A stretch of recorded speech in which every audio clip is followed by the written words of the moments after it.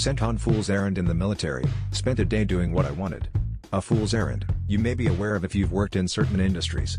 Basically, new guy gets sent to purchase an impossible item, a left-handed screwdriver, tartan paint etc., or an impossible task, check the mileage on a bicycle etc.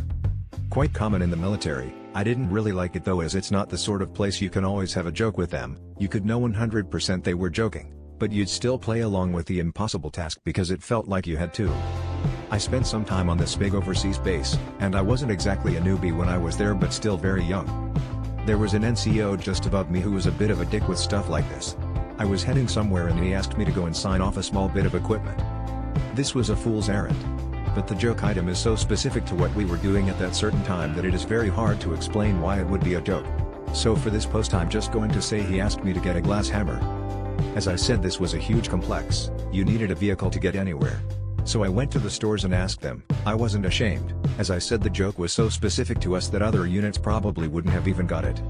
Then to the mechanics, then to the kitchen, then to comms guys, then to HQ etc.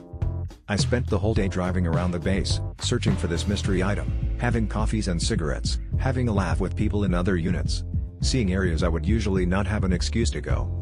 He and the boys laughed at me when I got.